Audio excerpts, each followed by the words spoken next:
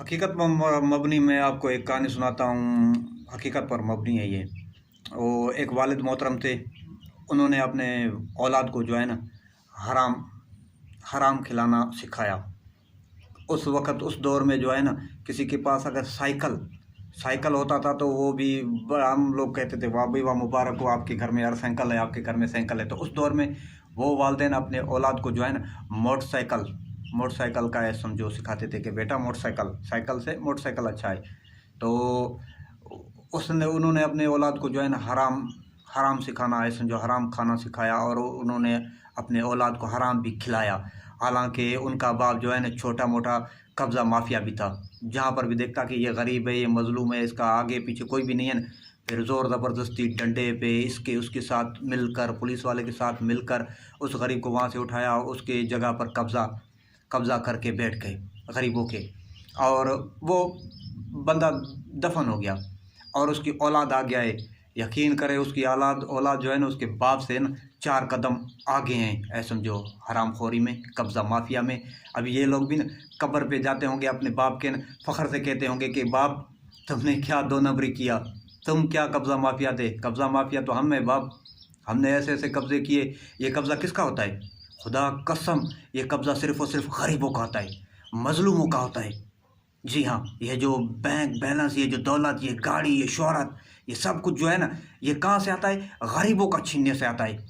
मर्दो हिम्मत दो, है कुछ दमखम तो किसी अपने बराबरी वाले से छीन कर दिखाओ। बराबरी वाले से खुदा कसम एक कलम एक पेन तो छीन कर दिखाओ। ज़मीन जायदाद ये वो उनका हक खाना तो बड़ी दूर की बात है। ये जो आपके पास जायदाद है, प्रॉपर्टी है, ये जो है ना ये सब कुछ ये एक गरीब का है। ये दुनिया माशरे में जो इस तरह की गुर्बत है ना, इस तरह की गुर्बत जहाँ पर गरीबों के लिए खाने के पीने के लिए नहीं है, ख़ुदकुशी कर रहे हैं, उनके सब जिम्मेदार कौन है? आप लोग। आप जो ये जो हरामखोरी कर रहे हो, ये जो दो नंबरी कर रहे हो, कोई जगह नहीं छोड़ रहे हो। रोड पे अगर कोई जगह खाली है तो ये भी मेरे बाप का है, कब्रिस्तान में जगह है तो ये भी मेरे बाप का है, सब मेरे बाप का है। तुम्हारा बाप दफन हो गया है, अनकरीब तुम दफन होने वाले हो। जिसके लिए ये जायदाद बना रहे हो वो भी तुम्हारे पीछे दफन होने वाला है, उसके बाद उसकी औलाद भी दफन होने वाली है। ये जायदाद ये प्रॉपर्टी यहीं पर रह जाएगी। इसका जवाब कौन देगा? वो तुम्हारा बाप दे रहा है, तुम दे रहे हो, तुम्हारे बाद तुम्हारी औलाद देगा, औलाद की औलाद देगा। अगर सुधरने का वक्त रुकने का अगर वक्त हो गया तो अल्हम्दुलिल्लाह रुक गए तो ठीक है, नहीं तो नस्लों की नस्लें बाबा परंपरा, दादा जहन्नम में, बाबा जहन्नम में, बड़ा भाई जहन्नम में, छोटा भाई भी जहन्नम में। क्यों? परंपरा।